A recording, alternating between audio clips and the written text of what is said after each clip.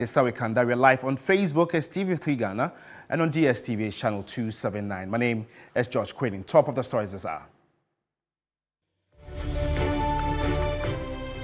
National Democratic Congress holds parliamentary primaries to elect a candidate for the Tamale Central by-election. We are live in the constituency. And government relaunches National Sanitation Day program in a renewed effort to rally all stakeholders to rid the country of filth.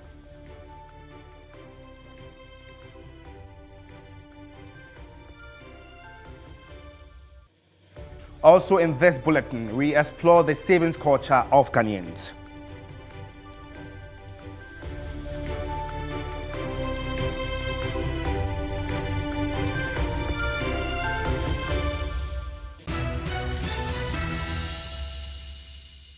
Well, we have details of these stories and many more coming up shortly, and this is the Election Information Center.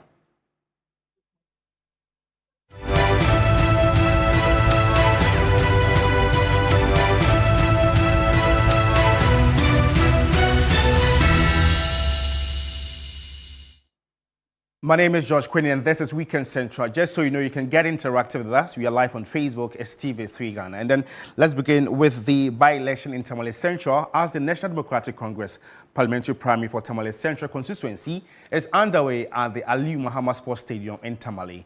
A total of 1,551 delegates are expected to cast their vote. 12 aspirants are contesting in this very election.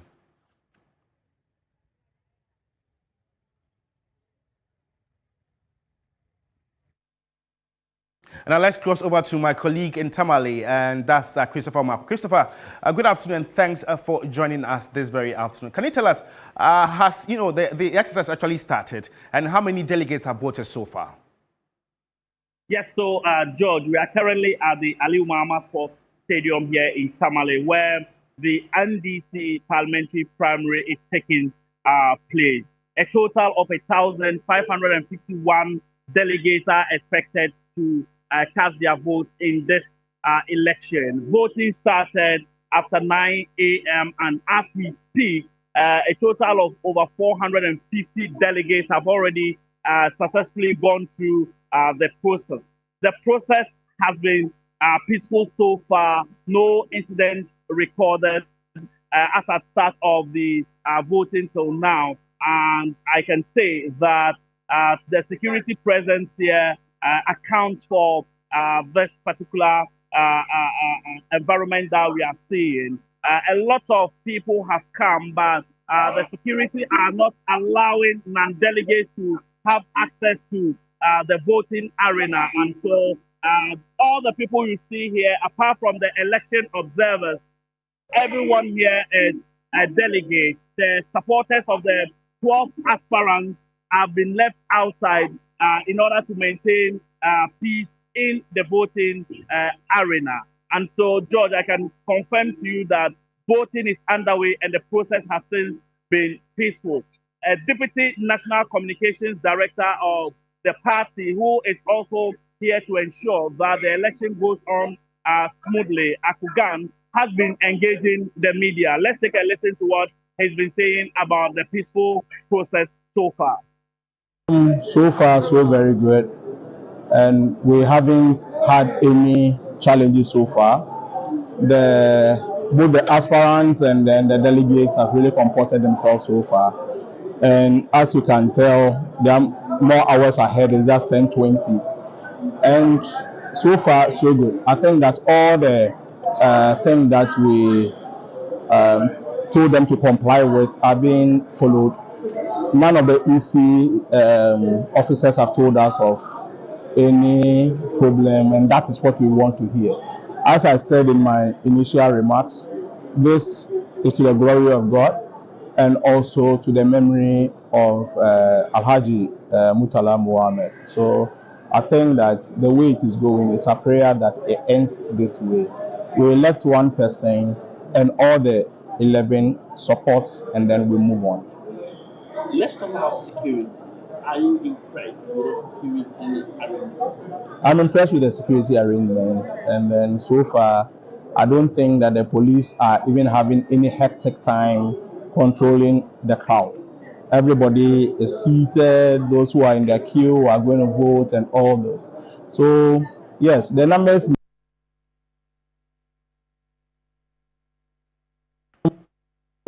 We elect one person and all the 11 supports, and then we move on. Let's talk about security.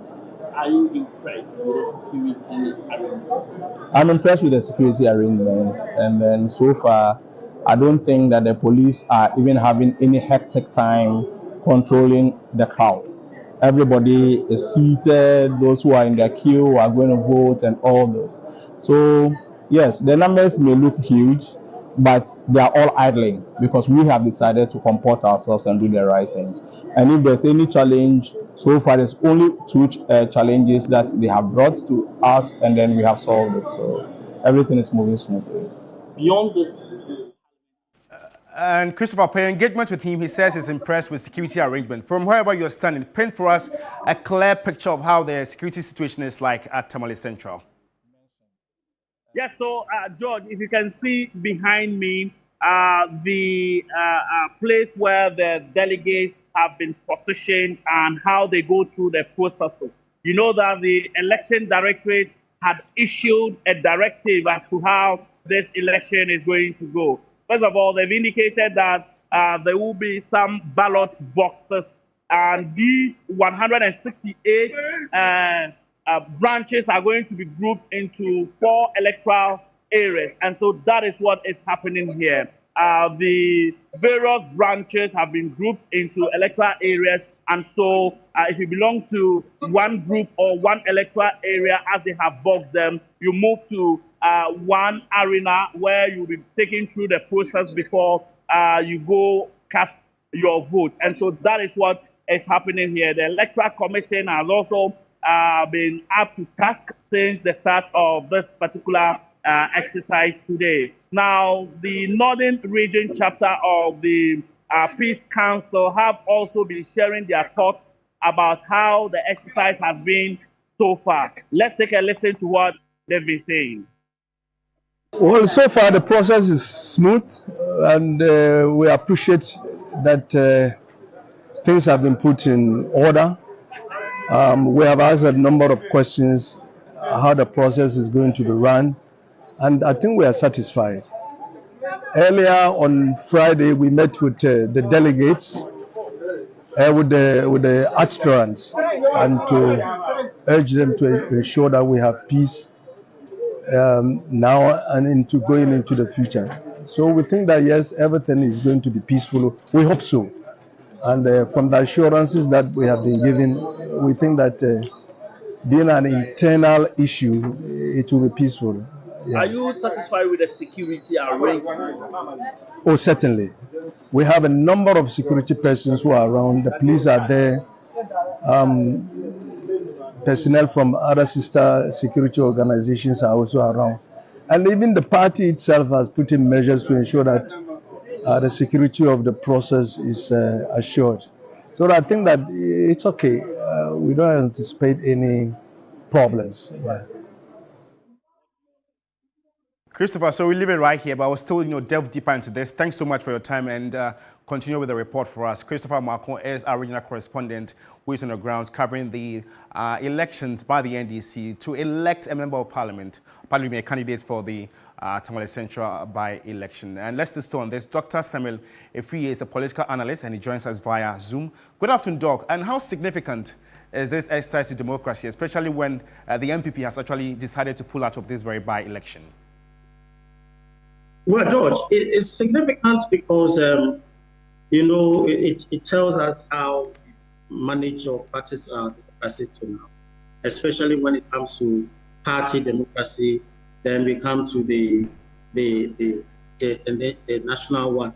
So these are democratic process that goes through before we can even say that some parties are democratic and others are not democratic. So it just feels that the number is so should I say big, but it tells you how the seat is so attractive for prospective candidates to vie for that position.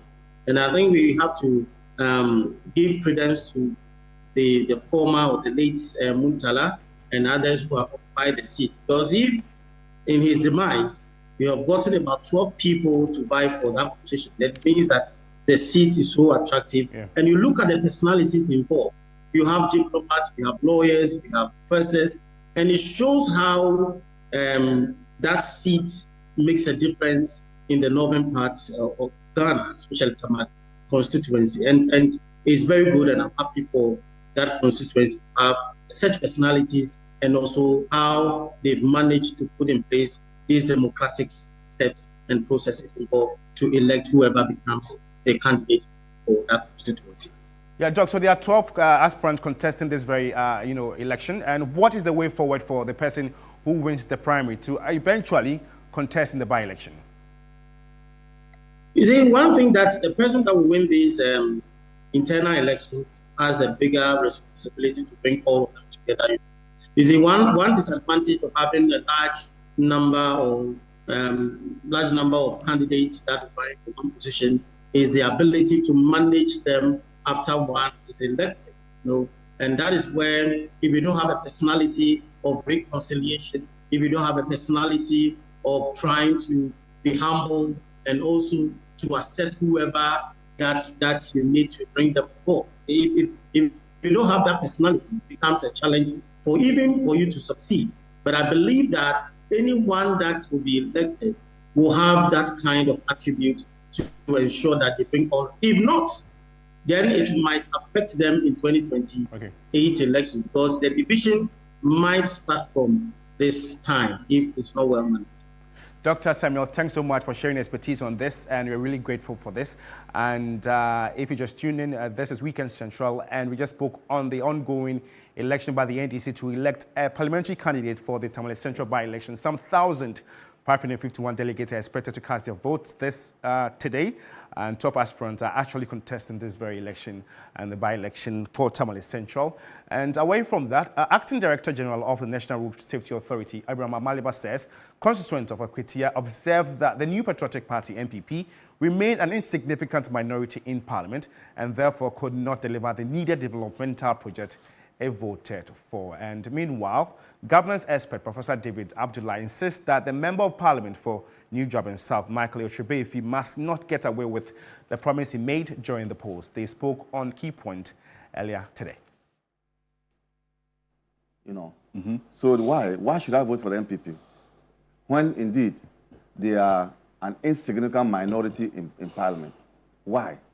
So they felt that if they had made a mistake in the general elections, this a God-given opportunity for them to correct that mistake and belong to the winning party and be in the majority as well. I see. Why do you think that it was a mistake in the general election? And as Yakumi won the election. That's what I'm saying, that in the general elections, they voted for the MPP and Eskumi, but they realized that the MPP is an insignificant minority in Parliament, and they will not be able to, advance their interests. So an opportunity has now come for them to right the wrong by belonging to the majority, where they think that developments can be brought to their doorsteps. Because if government says that we have 100 projects and the MPs are what, 275, your minority MP cannot possibly be lobbying the Minister for Education for, say, one of the school buildings. You have a strong bargaining if your MP is in the majority side and can go and lobby for one of the projects. So they've looked at all this, critical thinking, subjected to reasoning, and think that it's an opportunity for us to now belong to the majority party. So that's what they did. And now governance expert Professor David Abdullah insists that the Member of Parliament for New Job and South, Michael Ochubefi, must not get away with what he promised he made during the polls. He spoke on Key Point earlier today. Take a listen. And I think politicians in this our country, it's not only politicians, we even see religious leaders who say things that actually, and they can sway people. And at the end of the day, when things do not work out, they tell themselves that, I'm sorry. George, you are not sorry. You don't mislead people and then come back and say you are sorry. Do we believe you? I will give an example. You know, George Hubert Walker Bush, the late father of the former president of the United States, when he was running for elections, he told Americans that read my lips, no new taxes. And when he won, he raised taxes and he lost the elections the next time. I think it should be something that our leadership, whether they are politicians or not, when you are going to say stuff, you need to have research, ironclad information to show that whatever you are saying, you can stand on it. So he should resign. He said he wants to resign. He will mark his word. He should resign. Professor Abdullah is a governance expert, and that was his thought on the recently held Akwatia by-election where the NDC won. And now, the removal of the Chief Justice has sparked widespread debate across the country. Imani Africa's Vice President, Kofi Bentil, has criticized the decision, calling it a deliberate witch hunt. If you ask me, is it a mere witch hunt or is it a necessary course of action? It is not a mere witch hunt. Why do I say so? That constitutional processes were followed. I don't see a breach of the constitutional process as in the letter of the Constitution how it's written. So I can't say it's a mere witch hunt. But you ask me again, is it a mere witch hunt? Yes, it is. What do you mean? I mean so because here you have a situation where somebody had a premeditated outcome, which they stated publicly. We all heard people from the NDC, including the president, say, we don't trust this Chief Justice for ABC, the reasons are a different matter, and that we cannot work with her. I've, paraphrased the things I said. They were, they were public, so we don't need to debate that. My point is this. When you have that kind of premeditated animus against the person, in a democracy like ours, we should be careful not to craft laws that give vehicle to such things. All right? So it's a witch hunt because the person has told you this is what I'm going to do, and then they use the law to execute on that. Also, private legal practitioner Martin Kpebu says that former Chief Justice Gertrude Torkornoo should have known that once the rules of engagement are disregarded, there will certainly be consequences. And he spoke on key points also. Justice Torkornoo knew about it. At her vetting, she said, oh, we should take away the powers of the president to be involved in this whole process. But when Justice Torkornoo took office, I didn't see her invite us to any symposium to come and debate this matter. I didn't see her table any constitutional amendment. So, I mean, what can we do? So right now we have to apply the law as it is.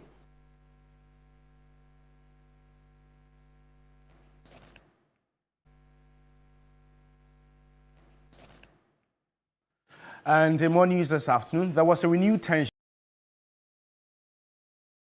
following the deployment of an army to allegedly protect a disputed concession. Tensions between the townfolk and Asanko mines, a large-scale mining firm, have intensified, although intermittent over the years. And in March 2024, similar tension claimed 3 lives. We now go live to the Ashanti region and engage our correspondent, William Evans Inkum, on this very development. William, can you tell us what really has sparked this very latest incident?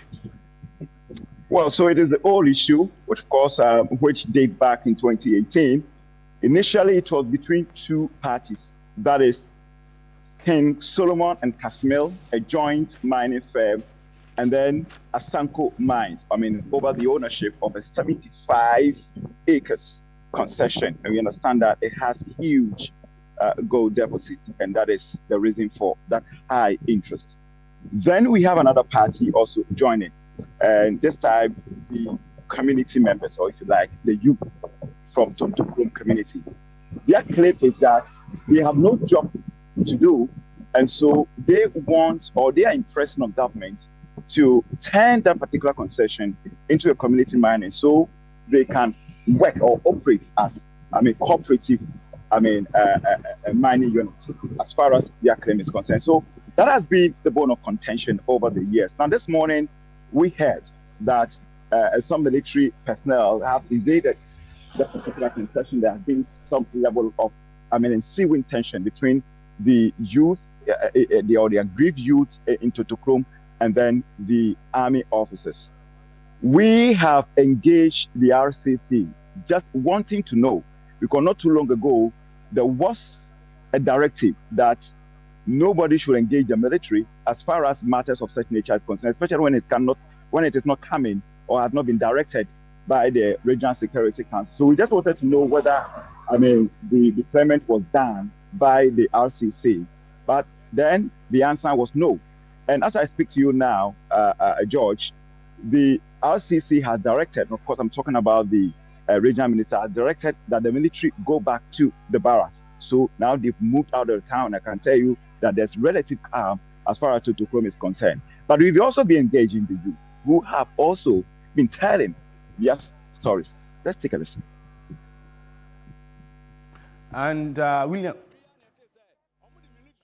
Kasa ne nyam nso manager wada Asanko miners ano Chasiamu a waka to Sudwa se minister say or fra president anaso one mpanifo di sa so dia ene ba bia mo concession wo bia no omo di soldiers beko ama minister ehun nipa ba ko ka chan say da bi sa we asa na wo hye Ghana aban no etu ni kwan so di soldiers beko anadu yanka bi nsem yete yan say soldiers adimrika ene cars bebre wo maba yanso de yankura sekan bia yase ya de asase we so yankokosi se mra ya adwuma de a na say Asanko man asidi ene de a ene yehu ni say Ghana ya to abawi a mayan ponti minister bia esa say minister wa Asante region and mugwasaka sia and Asanko campaign and every South Africa and Canada omugu na nimase yanko na enkocha kosi say Ghana soldiers wa ma yanu no omumakunya masi ase ne unzasase no omunsaka so omunse yase de a ye de wa ha 24/7.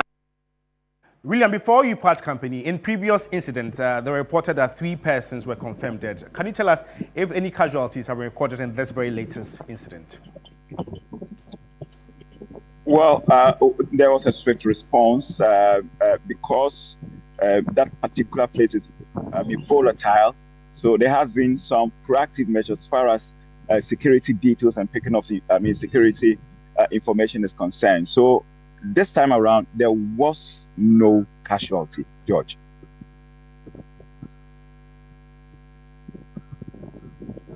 Begins today. And now President John Dramani Mahama has relaunched the National Sanitation Day program in a renewed effort to rally all stakeholders to rid the country of filth. The initiative, which is under the Clean Up Ghana agenda, comes more than 10 years after it was first launched in 2014 and seeks to put metropolitan, municipal and district chief executives, MMDCs, at the core of implementing environmental and sanitation policies. Subsequently, the Minister of Local Government, Chieftaincy and Religious Affairs, Ahmed Ibrahim, has directed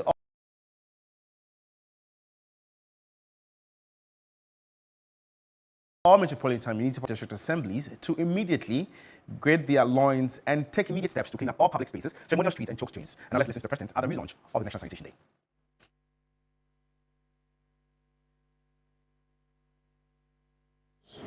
Day. Presence.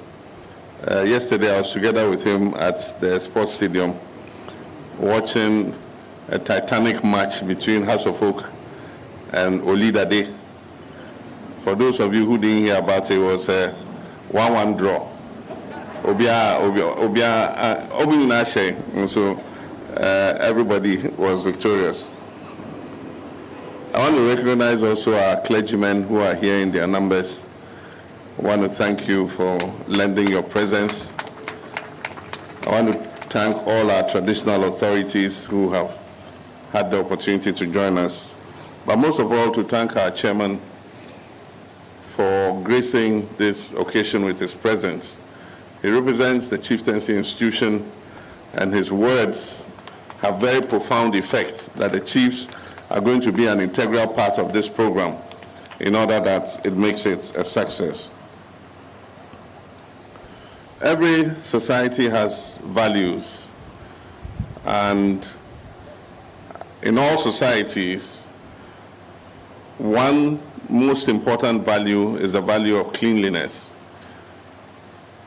If you take any religious denomination, whether you're a Christian, you're a Muslim, or you belong to African traditional religion, all of them say and respect the slogan that cleanliness is next to godliness. You cannot be a godly person if you live in filth. You cannot be a godly person if you're not clean.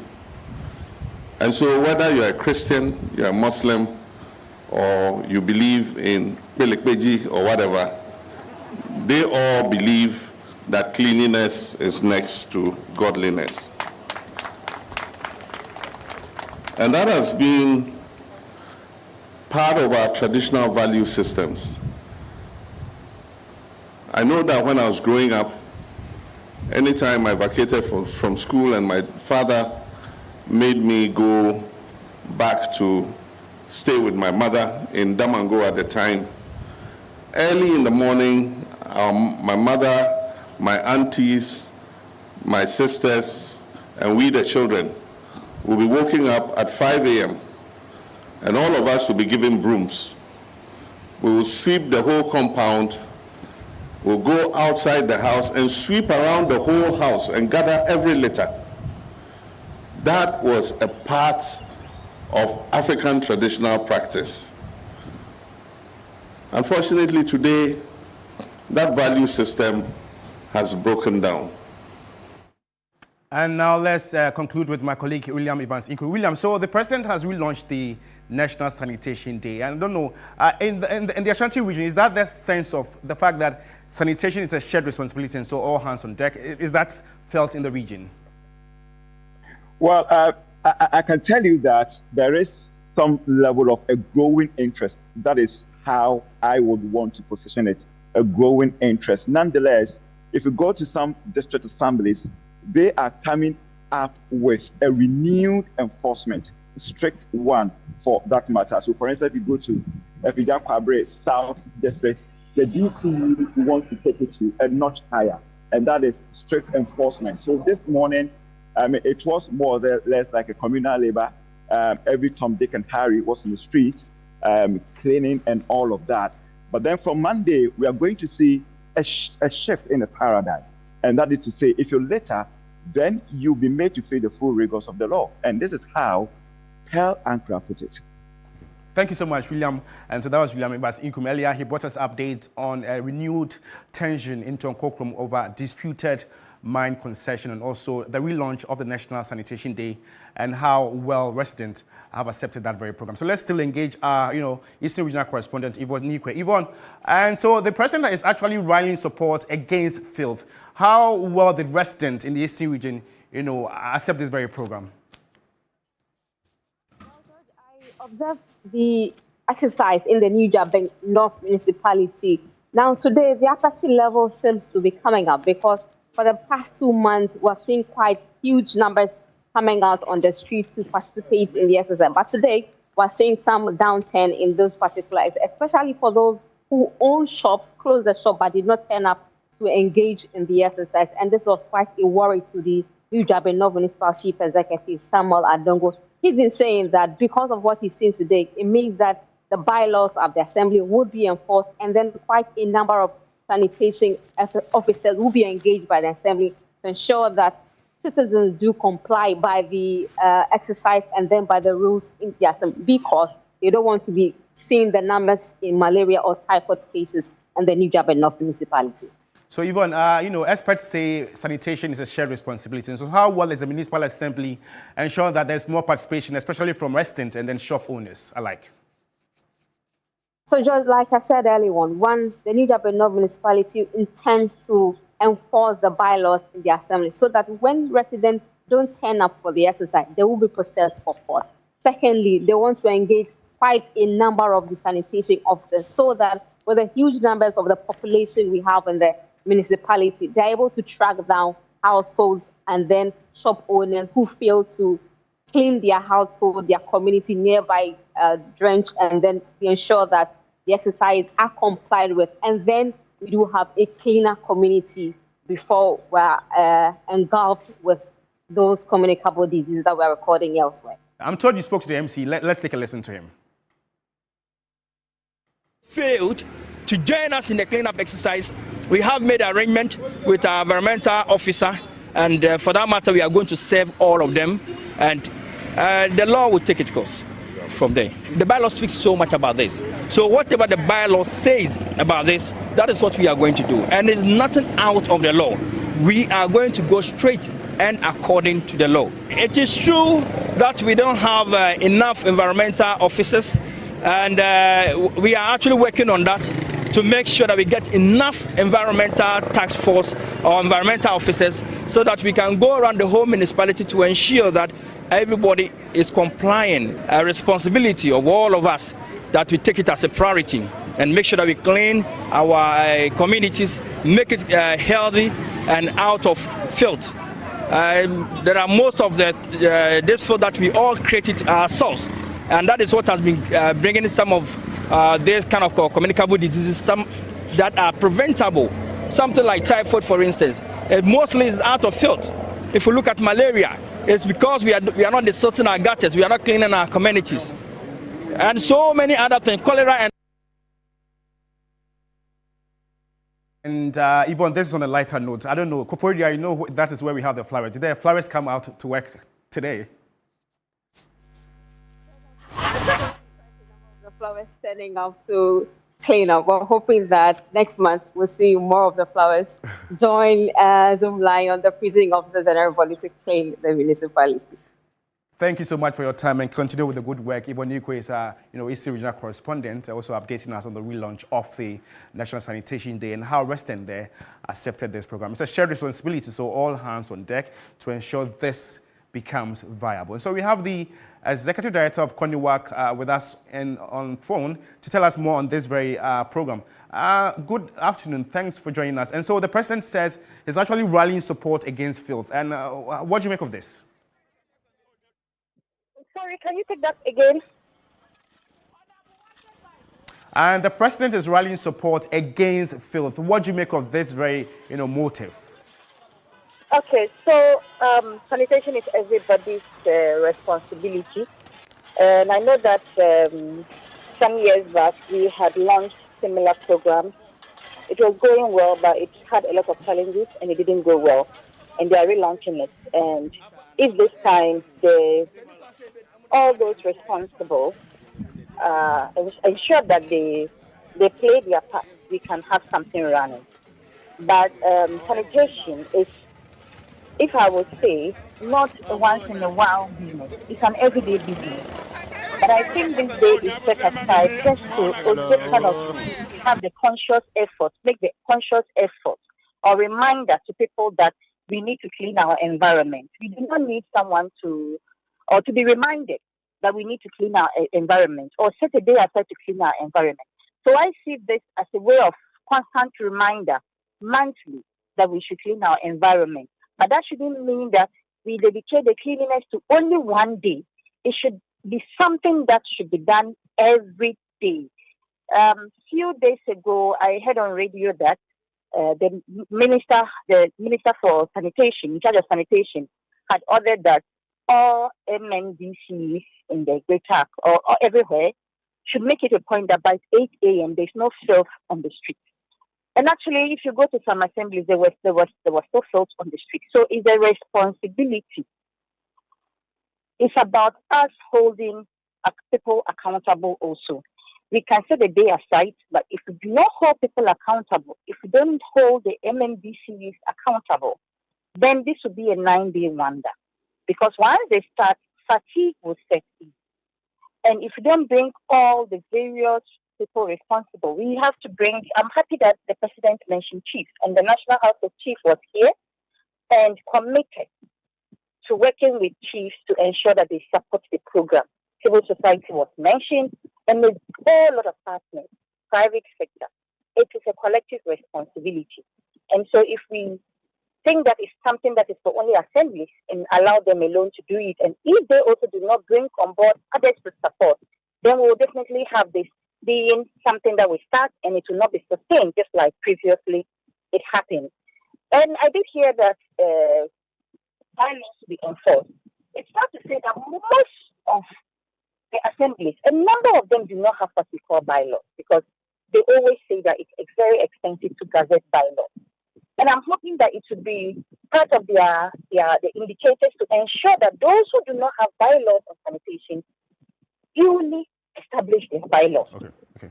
So, Basilia, yes, please. Because of our limited time, so in your view, why have we failed in tackling sanitation, especially in the capital Accra? So that's why well, with Accra, if we don't, that is one of the things I was just saying, bylaws. We don't enforce our bylaws.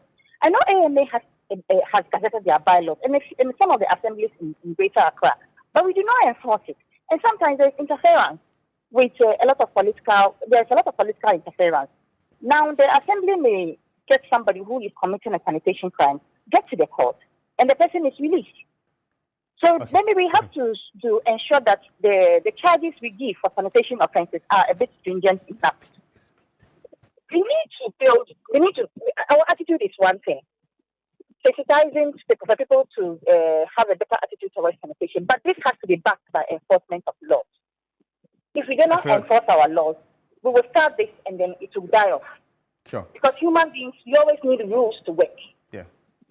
Thank you so much for your time now.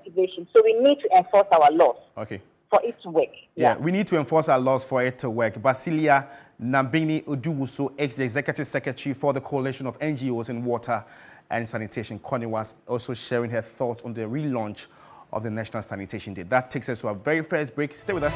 We're back with more news.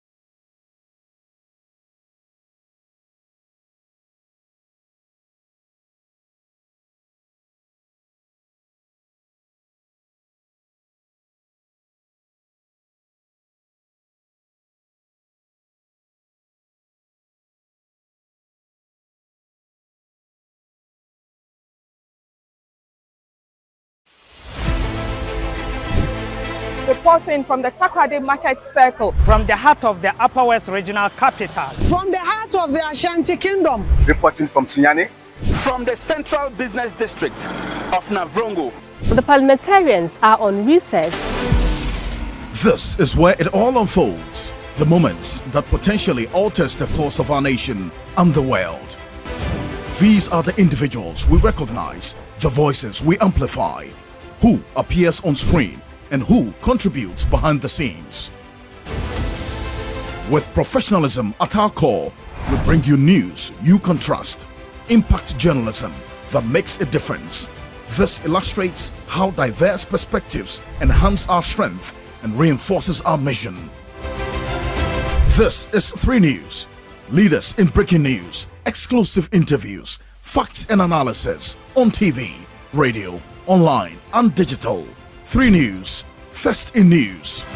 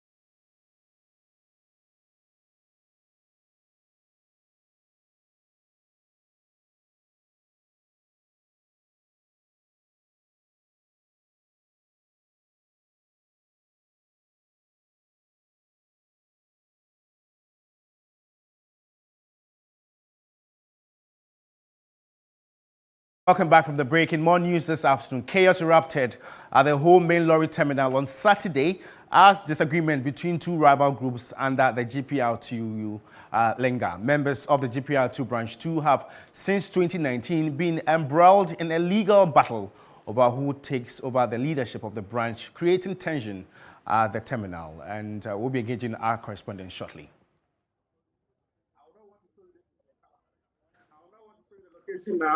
Ibrahim Faisal joins us on Zoom with an update on this very development. Faisal, please run us through the happenings at the whole main lorry terminal. George, this is Faisal. It is not Ibrahim. Faisal. Great. Can I go ahead? Yeah, Faisal, yeah, just go ahead. Great. So the whole, the GPRTU Branch 2 at the whole main lorry terminal has since 2019 been faced with some challenges, which has to do with the leadership of the branch.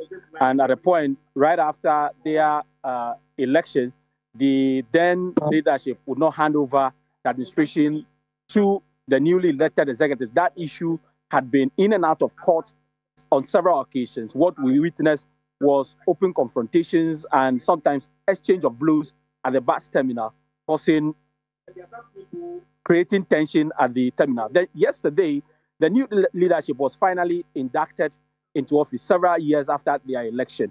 But the new narrative this dawn, which actually woke up residents and more especially persons who operate from the terminal, is the fact that a new branch is emerging from the Branch 2, which is now being named as Branch 8. These persons had begun loading passengers for Tema, Ashaiman, and also Medina. And so the leadership of the Branch 2 protested that the Branch 8, which we are now seeing, had never been in existence, and it is illegal for them to undertake any operation at the bus terminal. That issue alone this morning created further action, escalated one, of course. We got to the terminal this morning only to realize that the Branch 8 executives who say that they have been created legitimately blocked the main entrance to the bus terminal, preventing vehicles from entering the bus terminal. At a point, the police had to be called in. About 20 police officers, national security, BNI officials were at the bus terminal to ensure that calm was restored.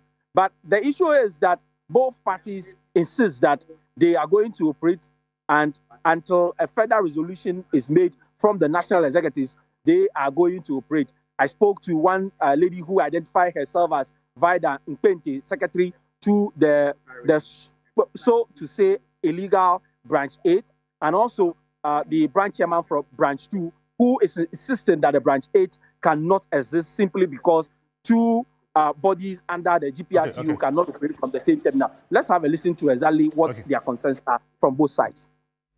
We are not covering out the constituency. It is the region who create branch through national. So the region did the needful, then the branch was created. We are operating, we're operating here. That's here. Yesterday they were inducted in office as new executive for GPR to go Branch 2. And their loading point is go to Accra. That is their loading point. Unfortunately for us, in the night, we saw that the night porters were around, and they saw that the canopy was moved from Branch 8 station to Branch 2 station. Faisal, briefly before you go, and how has this impacted operations? Are people stranded, and how tight is security as it stands now? Security is tight. There are still police officers stationed at the terminal. There was sub 2-hour engagement with the security officials before I left, and the resolution is that the two groups will continue to operate until Monday, when the leadership at the national level who has been invited will come and ensure that there is a finality put to this whole debacle, which started in 2019. But earlier in the morning, when the main entrance was closed, vehicles that were moving in and out of the terminal had to use the exit point. And that was a bit difficult because you can imagine the number of vehicles moving in and out of the main bus terminal using only one entry and exit point. It was quite difficult in the morning, but now that has been resolved since the two groups have been asked to go back and start operations until when the leadership from the national level comes on Monday. Yeah, thank you so much. Faisal is our Volta regional correspondent. We are told that there's some sort of tension at the whole main lorry station, and two GPRT groups have clashed over leadership matters, and we'll still keep, a tap on this very development and surely finish with updating our subsequent bulletins. And now 2 people have died in a gory accident on the Mankasim-Accra Highway. According to the Central Region's Public Relations Officer, the Mankasim Fire Station responded to a distress call at Kumfi Esam on the Mankasim-Accra Highway, where a tanker truck with registration number GT540682, who is coming from Mankasim to Accra, collided with a Toyota vehicle with registration number GB414622 heading to the opposite direction. Upon arrival at the scene, the crew extricated 2 traffic-reported persons from the mangled Toyota vehicle, and their bodies have since been deposited at the Roman Hospital morgue in Mankasim. The cause of the accident remains under investigation. A very sad one, and you're still watching Weekend Central here on TV3. We're back shortly. Stay with us.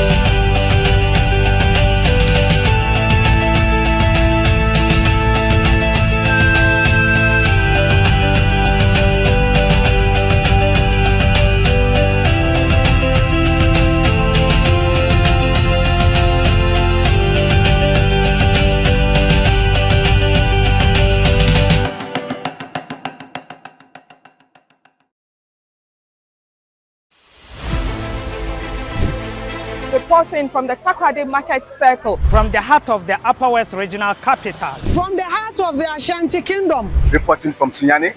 From the Central Business District of Navrongo. The parliamentarians are on recess. And the Traditional Medicine Practice Council in Ghana has sounded the alarm on the growing menace of quackery within the traditional medicine sector. At a recent stakeholder engagement in Accra, the council expressed deep concern over the risks posed by unqualified practitioners to the lives of citizens. Traditional medicine, which involves the use of herbs, roots, bark, and minerals to treat various ailments, is a vital part of Ghana's healthcare system, but poor standards and a lack of enforcement of regulations have compromised treatment quality. Currently, there are over 40,000 traditional medicine practitioners in the country. The council, during a stakeholder engagement to tabulate the emerging threats to practitioners, says it's determined to ensure that traditional medicine practice meets the required standards to protect the public. Chairman of the council, Professor Atu Duncan, emphasized the need for a proper code of conduct among practitioners, assuring that key interventions were being implemented to sanitize the system. Roll out a nationwide registration audit to update our practitioner database and weed out unqualified operators. Deploy mobile inspection teams in all regions to support compliance with good manufacturing practices for herbal medicines. Establish a continuous professional development scheme, that is CPD, which we already have, with mandatory refresher courses on safety, pharmacovigilance, and ethics. Registrar of the Council, Dr. Yakubu Yusuf, expressed particular concern about the proliferation of psychic healers in the system. The level of quackery is on an unprecedented level and poor standards. Proliferation of unauthorized online traditional medicine practitioners, these we are all aware. I was in the Volta region and one of the psychic healers got up to complain that he, as a psychic, there are certain terminologies that shouldn't go into people's ears. But this today, it's on social media, it's on TikTok. Everybody is hearing it. This is his space. He most likely knows what he's talking about. But he says there are certain incantations that shouldn't be in the public domain. So it's a concern we have to address aggressively. The Health Minister, Kwabena Mintah Akando, would also want the practitioners to collaborate in unity and adhere to the standards of the practice. And so statistics show that more than 70% of the population are used to this approach. And therefore, there is the need for us to capitalize on this to, one, grow the economy and to create more employment whilst we are healing people in this country. And before we can do that, the fundamental thing that we all need to do is to come together as one people. And so let's adhere to standards, let's be united, and let's try to invest in the sector. This sector can play a significant role in the 24-hour economy. The council hopes to integrate traditional medicine into the national healthcare system, making it a complementary and effective part of modern healthcare. Sarah, Penko TV3 News, Accra. Part company, let's bring you this very feature. Savings is always a good idea when an emergency rears its head. For some, it's a luxury in an economy that's crunching people's meager incomes. Banking sector volatilities in the last few years have not made it easier, but amidst the gloom, there are still people for whom saving, even if it's one cedi per day, goes along with. There's more in this report. Alima does not own a bank account and has never saved at a bank before. The traditional method of saving money has been Assurance financial security ever since engaging in a watch business some 36 years ago. Me say no mini bank account because sometimes uska bank process ni nyama. Personally, I don't own a bank account. The procedures at the bank are stressful, so I save home. If I have small, I'll have it for house. She tells me she cannot allow herself to be stressed with financial formalities when accessing her own funds at the bank. Very important. Say me advise you fully say obia even say kakrapo ukoto edwani and ukoto bibi. It is very helpful, so I advise everyone to save the little they get for a rainy day. Alima saves the little profit she gets on a daily basis from her business. But there are those that feel that they need to earn a certain amount of salary before they can save. Financial experts advise that you can save with as little as 1 cedi if that's what you earn in a month. Just give it a try. Savings is a habit. It's a pure habit. If you don't save when you're earning 600 cedis, you won't save when you're earning 6,000. You won't save when you're earning 60,000. Otherwise, guess what will happen? I could be the CEO, nice office, lots of power. But if I spend all that I'm paid, a day will come when I will ask the cleaner for a loan. Say, oh, Kwesi Mensah, please, just go down the road and buy me something. I'll give the money to you. Use your money, I'll give your money to you. You're not speaking the truth and the full truth and nothing but the truth. There is no pathway to wealth if you don't save, Joe Jackson emphasized. When I go out, I will accept coins. Not only accept coins, sometimes I'll say, oh, you can give me change in coins. And then when I come, I open it, I drop it in here, and I close it. And I keep putting in and in. I have one at home, and I have one in the office. And I've been doing this for slightly over a year. In fact, it's now full. It's time to break it out, take the money to the bank, and hopefully I'll get some decent money. Former Black Stars player Samwajan shares a strong conviction on savings, and you'll be amazed at what he saved during the COVID lockdown. You see?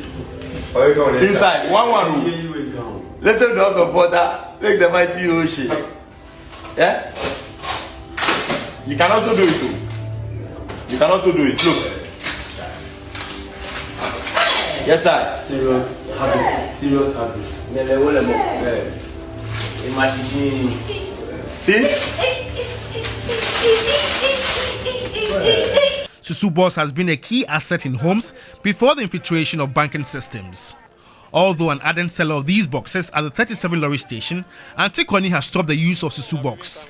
The reason? Her kids always break into it, and that is one disadvantage potential users are exposed to.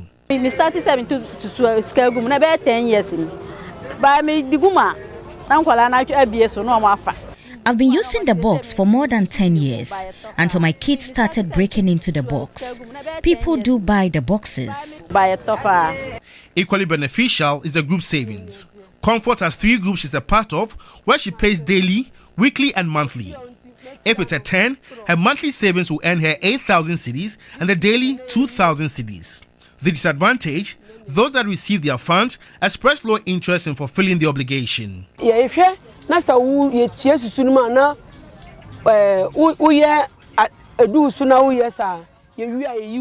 If people show low interest after payment, we take them out.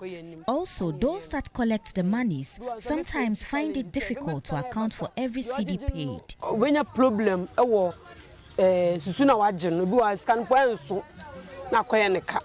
the bank may seem the ultimate, but it also comes with 8 disadvantages. In recent times, when there was the domestic debt easing program, it was a huge disincentive to saving. Because what did it mean? I had saved my money. I was expecting it in a year or 2's time. Now, they've asked me to spread it for 12 years. In some instances, 15 years. And get it small. And even the rate of interest I was expecting dropped from 19% all the way down to some instances 9% or lower. You will ask yourself, should people continue to save? Saving money in your house or in your safe or under your pillow can be very risky, because at the end of the day, in case there's an outbreak, an unfortunate outbreak of fire or something, or even theft, and the money is taken away, then you've lost it all. So I will advise that people should rather concentrate in savings with the financial institutions. That place, there's guarantee, there's security. Any way you decide to save, be it the bank, Susubos or group savings, make sure you are guided to invest heavily in your life. George Quinnin, TV3 News, Accra. Well, savings is a habit you need to learn. And also, if you don't have a Susubos, go grab one. That's how we end today's edition of Weekend Central. It came to you live from the news app here at Adisa Weekend. Thanks for watching. It's always a pleasure coming to you. Good afternoon.